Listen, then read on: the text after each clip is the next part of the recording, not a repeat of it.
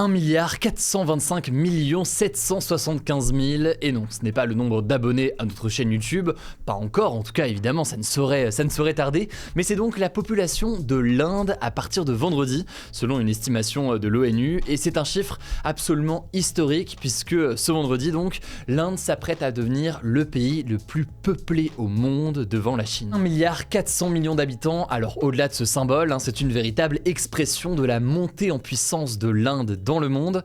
L'Inde ambitionne tout simplement dans les décennies à venir de devenir l'une des premières puissances mondiales, voire même de dépasser la Chine. Alors le 21e siècle sera-t-il le siècle de l'Inde alors que le pays fait face en parallèle à des défis toujours immenses? C'est un sujet assez différent de ce que l'on a l'habitude de faire habituellement, peut-être un petit peu moins dans l'actualité chaude ou brûlante, mais tout de même il y a des liens importants avec l'actualité et surtout c'est un sujet passionnant, vous allez le voir. Vous me direz d'ailleurs ce que vous en pensez dans les commentaires. On est parti donc pour une nouvelle plongée dans l'actualité en une dizaine de minutes. La population indienne est donc très importante, mais elle est aussi extrêmement jeune, beaucoup, mais alors beaucoup plus jeune que la population chinoise ou encore européenne. C'est d'ailleurs pour cette raison que l'Inde s'apprête à dépasser la Chine. Il y a juste beaucoup plus de naissances en Inde en ce moment. Il faut bien voir que l'âge médian en Inde est de 28 ans. Ça veut dire que 50% des Indiens ont moins de 28 ans.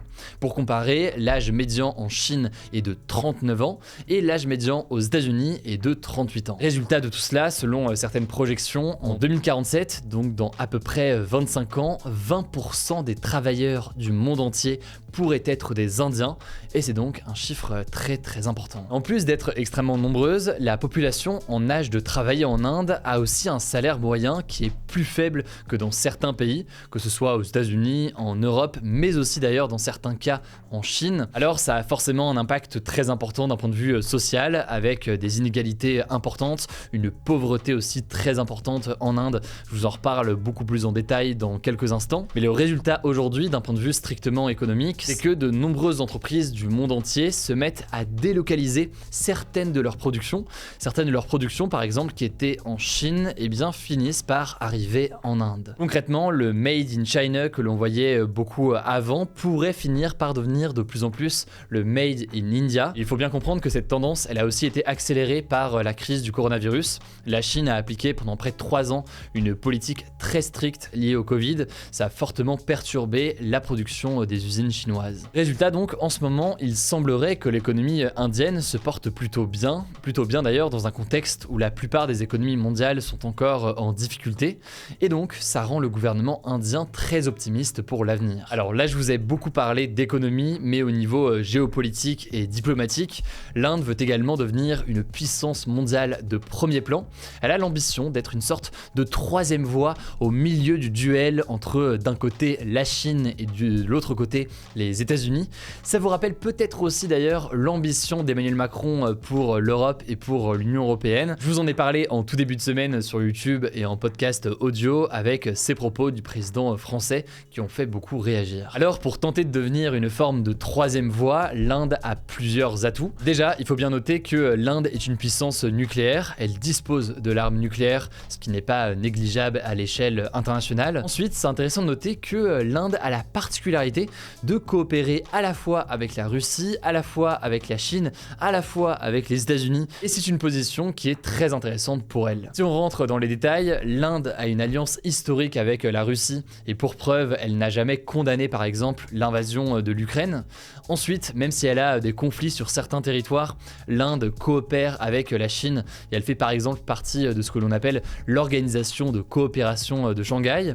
Et en même temps, à côté de ça, eh bien, l'Inde a aussi des forts liens avec les États-Unis ou encore l'Union européenne. Du côté des Américains, ça peut se faire par exemple d'un point de vue militaire avec la coopération qui s'appelle le Forum Quad, qui est une alliance dans la zone Indo-Pacifique avec les États-Unis, l'Australie et le Japon. Et en Europe, on peut citer par exemple les bonnes relations commerciales entre la France et l'Inde. Là aussi, je vous en ai parlé dans les actus du jour il y a quelques semaines. La France a par exemple vendu beaucoup d'armes à l'Inde et ça a eu du coup forcément un impact sur leurs relations. Bref, vous l'aurez compris, l'Inde pourrait jouer un rôle important d'un point de vue économique comme géopolitique. Cela dit, comme toujours, il faut apporter beaucoup de nuances à tout ça. C'est important de faire preuve de nuances sur ce genre de sujet. Pour ce qui est de l'économie, par exemple, l'Inde reste encore très loin aujourd'hui des États-Unis ou encore de la Chine. Le PIB de l'Inde. Donc le PIB, c'est donc cet indicateur qui est censé calculer d'un point de vue économique la production de richesse au sein d'un pays, de 3500 milliards de dollars. Alors c'est important, mais c'est 5 fois inférieur à celui de la Chine et 7 fois inférieur à celui des États-Unis. Par ailleurs, ça peut être intéressant d'analyser la compétition entre des grandes puissances parce que c'est l'un des sujets qu'on voit aujourd'hui, mais il ne faut pas oublier que l'Inde reste aujourd'hui un pays très pauvre et très inégalitaire. Selon l'ONG Oxfam, en Inde, 10% de la population s'accapare 77% des richesses. Plus précisément, l'Inde a une main-d'œuvre certes nombreuse, mais aux conditions souvent très difficiles et aussi avec un manque de formation, ce qui est problématique pour faire évoluer à terme son économie vers d'autres secteurs. Il y a un chiffre par exemple qui illustre tout ça. 46% des Indiens entre 18 et 25 ans ont arrêté l'école avant la fin du primaire selon l'OCDE. Bref, certes c'est une question économique, mais il y a aussi une question sociale qui est importante à analyser et à voir aujourd'hui. Enfin, pour terminer sur le plan géopolitique, là aussi il y a quelques nuances à apporter. Certains jugent la diplomatie indienne finalement assez illisible avec toutes ces alliances ou ces liens différents. Il y a aussi des questionnements très importants sur le fonctionnement de la démocratie en Inde ou encore des conflits très importants liés aux religions avec musulmans et chrétiens qui sont régulièrement pris pour cible alors que les hindous sont majoritaires. Bref, je vais pas rentrer dans les détails de ces éléments aujourd'hui, mais c'est des sujets qu'on aura l'occasion d'aborder par la suite dans ce format des actus du jour. Ça pourrait faire d'ailleurs l'objet d'une vidéo entière. Bon, en tout cas dans les commentaires sur YouTube de ce que vous pensez de ce genre de sujet. On essaie d'alterner géopolitique, politique, sujets de société ou autres d'ailleurs, des sujets économiques, d'innovation, etc. Vous présentez donc différents sujets qui nous paraissent essentiels. Je vous laisse avec Blanche pour les actualités en bref, je reviens juste après. Merci Hugo et salut tout le monde. On commence avec une première actu en France. Ce jeudi, c'était la 12e journée de mobilisation contre la réforme des retraites à la veille de la décision du Conseil constitutionnel ce vendredi. Si vous voulez savoir de quoi je parle exactement, je vous renvoie à nos actus du jour d'hier dans lesquelles on explique tout en détail. 1 million de personnes ont manifesté en France selon la CGT et 380 000 selon le ministère de l'Intérieur. Dans les deux cas, les chiffres sont en forte baisse par rapport à la semaine dernière. Il y avait 42 000 manifestants à Paris selon la police, un chiffre en baisse par rapport à celui du 6 avril. La CGT a recensé, elle, 400 000 personnes à Paris, soit autant que la semaine dernière. Les grèves continuent aussi. À Paris, par exemple, les éboueurs ont voté pour un acte 2 des grèves à partir de ce jeudi et ils ont déjà promis, je cite, de transformer les rues de la capitale en décharge publique jusqu'au retrait de la réforme des retraites. D'autres villes sont aussi concernées par des grèves des éboueurs, c'est le cas à Saint-Étienne et à Nantes. Ça, c'était donc pour la journée de jeudi. En tout cas, Emmanuel Macron a déclaré ce mercredi qu'il proposerait aux syndicats d'échanger, je cite, dans un esprit de concorde après la décision du Conseil constitutionnel ce vendredi. La secrétaire générale de la CGT, Sophie Binet, a réagi en disant qu'elle avait envie de dire lol et qu'en gros, Emmanuel Macron se réveillait trop tard. En tout cas, le renseignement territorial s'attend à 131 manifestations dans toute la France ce vendredi. Deuxième actu, toujours en France, et c'est une information révélée par Mediapart ce mercredi qui concerne le fonds Marianne, lancé par l'actuel secrétaire d'État chargé de l'économie sociale et solidaire, Marlène Schiappa. Ce fonds, il a été créé en octobre 2020 après l'assassinat de Samuel Paty par un terroriste islamiste. Le but, c'est de financer, avec de l'argent public, donc des actions de sensibilisation des jeunes aux idéologies séparatistes. Le truc, selon Mediapart, c'est que ce fonds aurait aussi servi à financer des contenus politiques qui visaient notamment des opposants politiques à Emmanuel Macron pendant les campagnes présidentielles et législatives. Dans le viseur des contenus financés, il y a une association qui s'appelle Reconstruire le commun et qui a diffusé pendant 6 mois, entre janvier et juin 2022, des vidéos sur YouTube qui évoquaient et dénigraient parfois des opposants politiques. Alors pour être précis, ces contenus étaient une forme de podcast en libre antenne. Des opposants politiques sont très clairement pris pour cible, mais le gouvernement aussi, par moments, y compris Marlène Schiappa, qui est accusée notamment de faire la promo de lissage brésilien alors qu'elle est ministre. Quoi qu'il en soit, dans ces contenus, il y a eu aussi du dénigrement d'opposants politiques en pleine campagne. Le ministère de l'Intérieur assure avoir condamné fermement ces initiatives.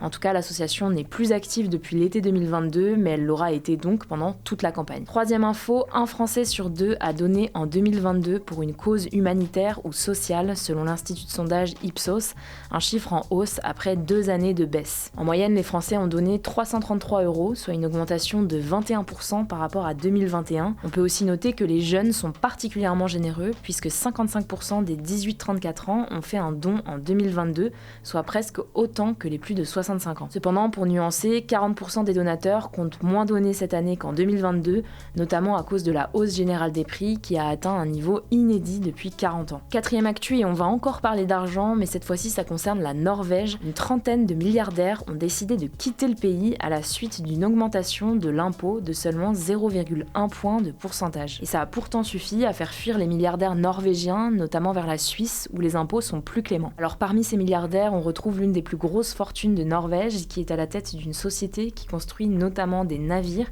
et dont la fortune est estimée à plus de 4 milliards d'euros. Et le truc pour la Norvège, c'est que le départ de ces 30 milliardaires représente un manque à gagner d'environ 15 millions d'euros d'impôts selon The Guardian. Cinquième actu, et c'est une histoire assez folle qui s'est passée en Bretagne.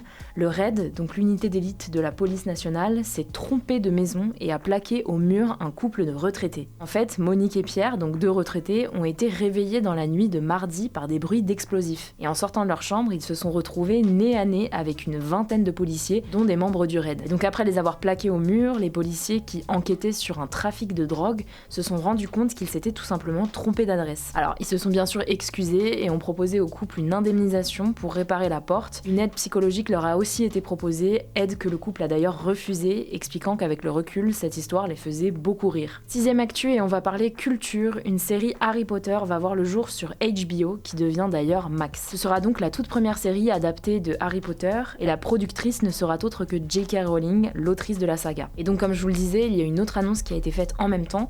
Le groupe Warner Bros a annoncé la fusion entre HBO Max et Discovery+, deux plateformes de streaming pour devenir Max. Cette nouvelle plateforme Max a aussi annoncé un préquel très attendu de la série Game of Thrones qui s'appellera A Knight of the Seven Kingdoms, The Hedge Knight. Ces nouvelles annonces montrent une véritable volonté de la part d'HBO de concurrencer les géants actuels du streaming comme Netflix et Disney+.